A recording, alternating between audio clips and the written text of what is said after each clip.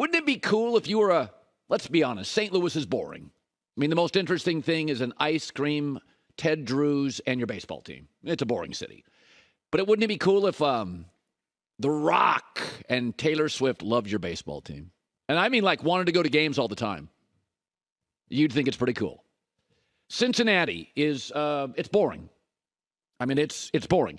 Wouldn't it be cool, I mean, be honest about this, if, like, Denzel Washington and Tom Cruise were die-hard Bengal fans, like, flew in on game day? You'd think it was cool.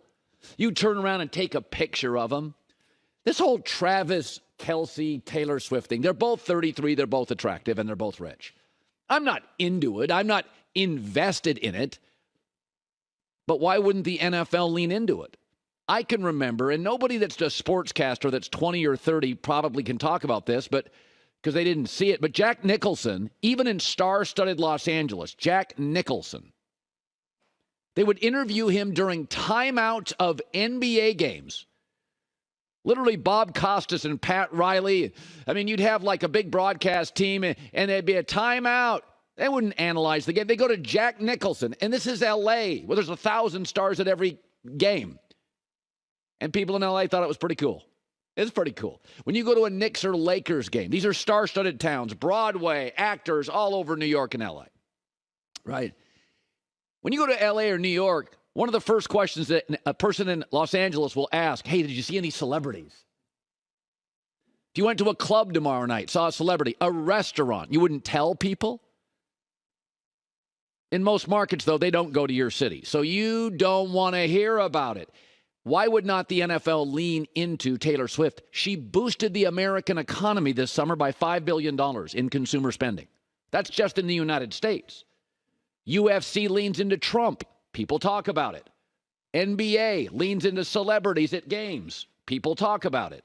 If Taylor Swift was an economy, she would be bigger, I looked it up this morning, than 50 countries. Watch out, Canada. She's gaining on you. Last week in Boulder, Colorado, we've got a video of this. It was amazing. It was a who's who of celebrities. It was crazy. I got to be honest with you.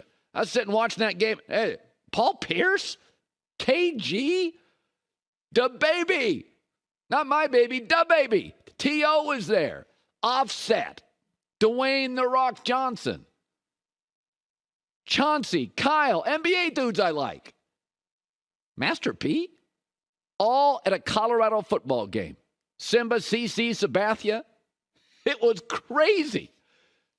It was kind of cool, though. And I bet you in Colorado, I think it's kind of cool, too. You don't see that at Buffalo football games. Here's another thing, sports fans. Years ago when I worked at the other place, ESPN, I was probably my first or second year on the air. And I said this, and it was unbelievable at the pushback. At the time, Madonna was very big. I said, you guys understand that Madonna is like 1,000 times bigger than Derek Jeter. Every, like, baseball diehard. No way, everybody knows Jeter. And I'm like, nobody knows him. My mom doesn't know him.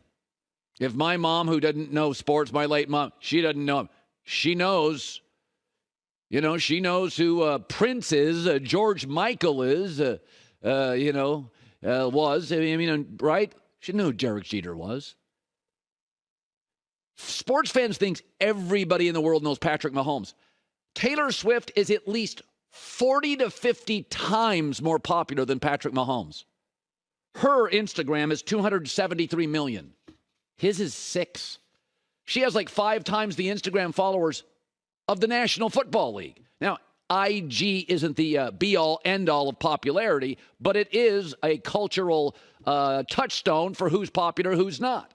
Sports fans, nobody cares about 99% of athletes globally. Messi, Ronaldo are significantly bigger than any of our stars except maybe LeBron.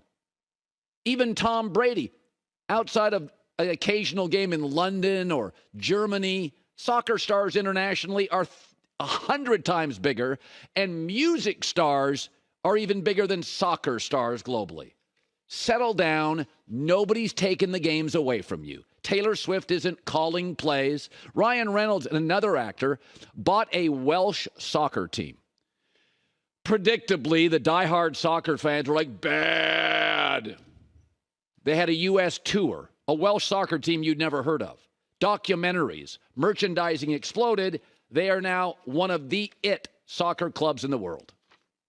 What's wrong with exposure? If an actor, an entrepreneur, a famous person could go to your games, be honest, it would be cool. Kyle Shanahan, you've heard the term J-Mac wingman. Kyle Shanahan, Niners coach, is the world's best wingman. He talks you up. He makes you look great. He never takes any of the credit. Yeah, I like Brock Purdy. It's obvious he was underdrafted. Puka Nacua, wide receiver, Rams. He was underdrafted by about 3 rounds. George Kittle on the Niners, 5th round, going to be a Hall of Famer, undrafted. Max Crosby for the Raiders, great player, underdrafted. Kurt Warner and Antonio Gates, the tight end, were not drafted at all. So there's about 15 guys a year, maybe not quite that many, maybe it's 10, 12, that you look at them and you think, you know what, they should have gone a round or 2 earlier. But there's also guys, probably double that should have gone later. We can all agree that Brock Purdy was underdrafted. But I have no idea what he would look like in Carolina. Nobody can get open. Arizona, New York Giants. I don't love Daniel Jones, but he doesn't have a ton to work with. Puka Nacua, the receiver for the Rams. I love him, but he's got Matt Stafford and Sean McVay's schemes. How would he do with Kenny Pickett and Matt Canada with the Steelers? Not as good. 2 things can be true, and it happens all the time. A player is seriously undrafted and also is benefiting greatly from what's around him. And I think the greatest example of this over the last half decade has been Dak Prescott. He was underdrafted, a 4th-round quarterback. His rookie year, he went 13-3.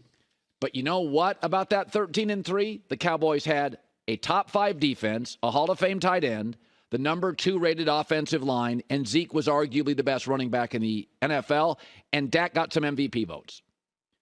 Since then, the offensive line has aged greatly. They only have one go-to wide receiver. The tight end is not only not a Hall of Famer, probably a 2 or a 3, and Tony Pollard is not Zeke in his prime. And in the last 8 years, Dak's got 2 playoff wins. Dak was underdrafted, and Dak needs all sorts of people around him to really play at the highest of levels, and that's okay. 2 things can be true. For both the quarterbacks in the biggest game of the week, Niners, Cowboys, both underdrafted, both need elements to be great. Hi, everybody. Thanks for watching. Subscribe here to get the latest from the show. Also, be sure to check out more of the best clips from The Herd or go watch a few segments from other shows on FS1.